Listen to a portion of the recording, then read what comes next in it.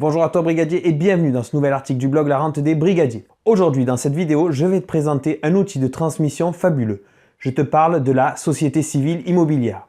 La SCI, tu en as forcément déjà entendu parler. Alors attention, il y a une légende qui dit qu'on n'a pas le droit d'avoir une SCI ou d'être gérant d'une SCI en étant fonctionnaire. Vrai, pas vrai? Je te dis tout dans cette vidéo.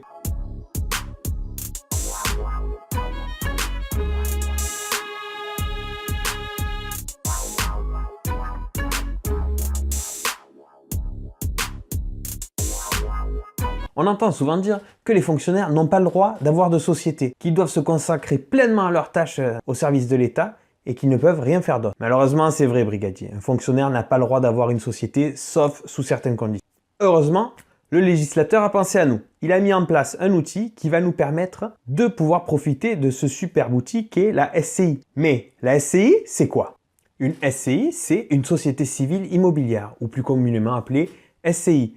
C'est une société civile, donc c'est-à-dire une société non commerciale qui est soumise au droit civil. Ses objectifs principaux sont la vente, l'acquisition et la gestion immobilière. On distingue deux types de SCI, la SCI à l'impôt sur les revenus, donc IR, et la SCI à l'impôt sur les sociétés, IS. Une SCI à l'IR, c'est quoi? C'est la société civile immobilière la plus répandue. Cette société-là existe, mais elle ne paye pas d'impôt. C'est une société dite transparente. En effet, les bénéfices de cette société sont ensuite répartis entre les associés et les associés doivent ajouter ça à leur revenu foncier, ce qui fait qu'ils paieront ça sur leur impôt sur le revenu. Cette SCI implique que les associés paieront des impôts sur les bénéfices, que l'argent leur soit distribué ou alors que l'argent soit gardé au sein de la société. Intéressons-nous maintenant aux bénéfices de la SCI. Donc les bénéfices de la SCI, c'est quoi? Ça va être tous les loyers qui vont rentrer au sein de la SCI. Cependant, la SCI peut déduire certains frais. Donc dedans, on va retrouver les frais de gestion, les intérêts d'emprunt, les travaux d'amélioration, charges de copropriété et la taxe foncière. C'est uniquement ce qu'on peut déduire des bénéfices de cette SCI. Une fois tous les frais enlevés, il reste donc un bénéfice et ce bénéfice-là est réparti entre associés. Ces associés-là le déclarent aux impôts en tant que revenu.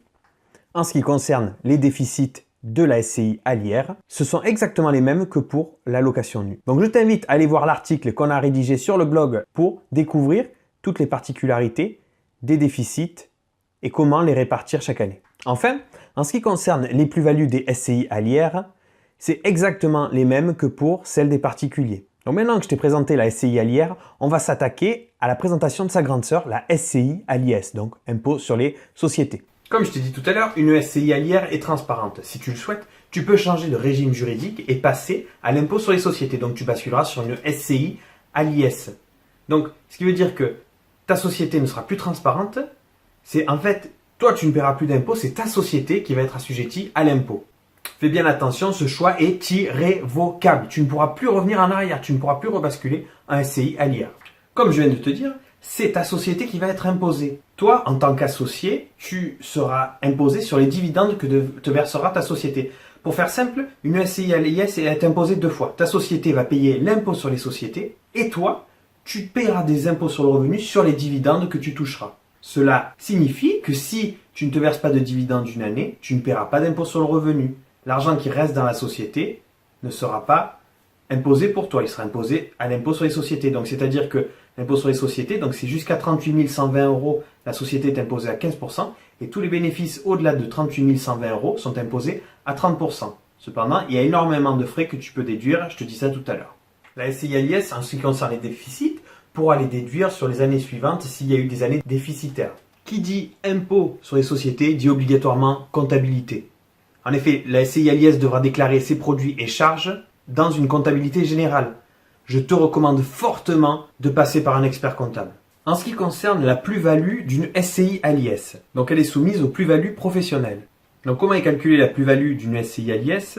Donc c'est la différence entre le prix de vente du bien et sa valeur comptable nette. Par contre, le gros inconvénient, c'est que tous tes amortissements vont être pris en compte au niveau de la valeur comptable nette, ce qui fait que ça va vraiment augmenter ta plus-value à la fin, quoi. Donc c'est ça, c'est le gros point à faire attention et le gros point négatif de la SCI à l'IS. Maintenant qu'on a fait la différence entre la SCI à l'IR et la SCI à l'IS, intéressons-nous au statut obligatoire d'une SCI. Les associés d'une SCI doivent être au minimum deux. Il peut être une personne morale, donc c'est-à-dire une société, ou une personne physique, toi. Donc les associés que je viens de te citer peuvent participer aux assemblées, désigner ou révoquer le gérant de cette société. J'attire ton attention sur un point, les associés sont solidaires entre eux. Donc c'est-à-dire que si la SCI contracte des dettes, eh ben, les associés devront se porter garant et assumer les dettes de la SCI. Lors de la constitution d'une SCI, les associés vont apporter des parts. En échange, on va leur donner des parts sociales. Donc les parts qu'ils vont apporter, ça peut être soit des parts en nature. Donc nature, on va trouver tout ce qui est immobilier. Donc dedans, on va trouver des immeubles, appartements, terrains.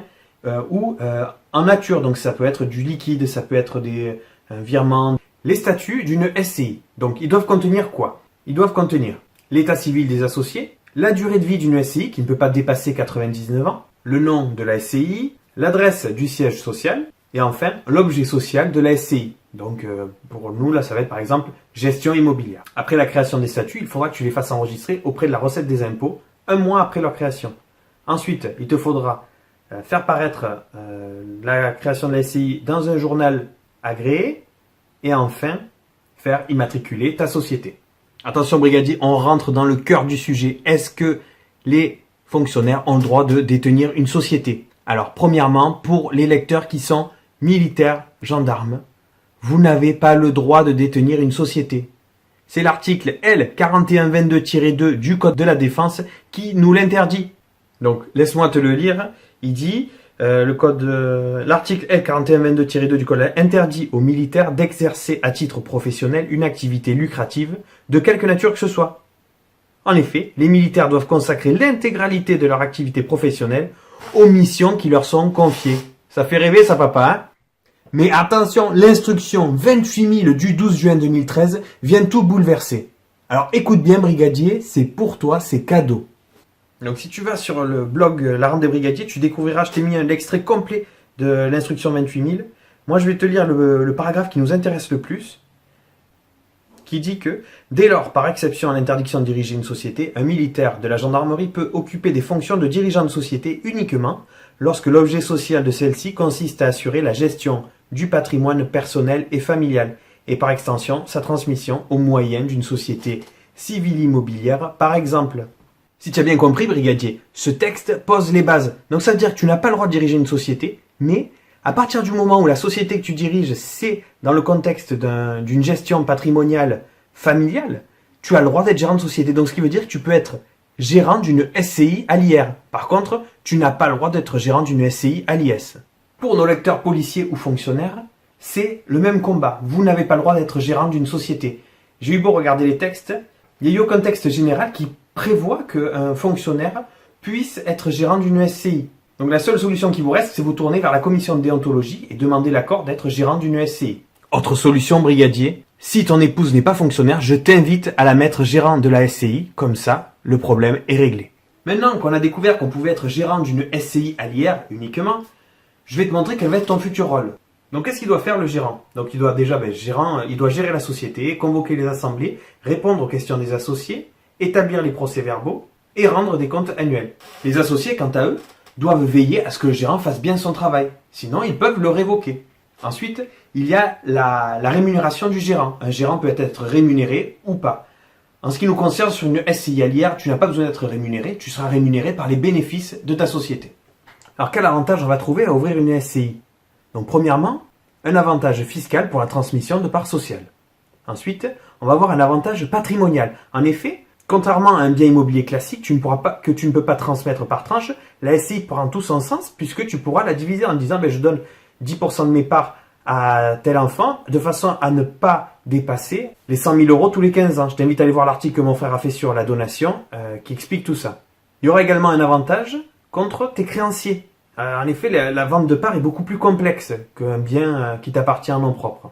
Et enfin, un avantage concernant la gestion de ton bien. Tu deviens un professionnel. Tu n'es plus un particulier qui loue un appartement. Maintenant qu'on a vu les avantages d'ouvrir une SCI, je vais te montrer les inconvénients. Alors les inconvénients, c'est quoi? Les associés sont responsables indéfiniment des dettes de la SCI. Ils doivent respecter également de nombreuses contraintes juridiques, comptables et fiscales. Le recours à une SCI est conseillé seulement si tu souhaites investir à long terme et transmettre ton patrimoine. Il te faudra également bien choisir l'objet de ta société. Si ta société fait de la location nue, tu auras une SCI à l'IR. Par contre, si elle a un but commercial, ce sera obligatoirement une SCI à l'IS. Enfin, fais très attention à la plus-value. sur une SCI à l'IR, c'est la même que pour les particuliers. Une SCI à l'IS, c'est le régime des professionnels. Donc fais très très attention à ça et prends-le en compte dès le début quand tu décides de passer sur une SCI à l'IS. Parce que je le rappelle, tu ne peux pas revenir sur une SCI à l'IR. Donc qu'est-ce qu'il faut que tu retiennes, brigadier? Il existe deux types de SCI, la SCI à l'IR et la SCI à l'IS. À l'IR, elle est transparente, tu payes l'impôt sur le revenu. L'IS, impôt sur les sociétés, et tu payes de l'impôt sur les revenus sur les dividendes que te verse la société. La SCI est un excellent outil de transmission patrimoniale. Tu peux uniquement être gérant d'une SCI à l'IR, pas une SCI à l'IS. Tu dois faire attention à la rédaction de tes statuts, c'est primordial. Et enfin, la fonction de gérant n'est pas à prendre à la légère. Tu as des responsabilités, des devoirs et également des obligations. Si malgré cet article et cette présentation de la SCI, tu ne souhaites pas investir par le biais d'une SCI, tu peux toujours investir en nom propre. Il existe des investisseurs chevronnés qui ont investi seulement en nom propre et qui possèdent à ce jour plus d'une centaine d'appartements. C'est toi qui te fixes tes limites, brigadier. N'aie pas peur de les franchir. Comme d'habitude, brigadier, si cet article t'a plu, si cette vidéo t'a plu, n'hésite pas à liker, partager, te tweeter, nous suivre sur Instagram. Abonne-toi à la chaîne YouTube. Parle-en autour de toi, tu es notre seule publicité. On compte sur toi, brigadier. On te dit à très vite. Fais attention sur le terrain. Take care.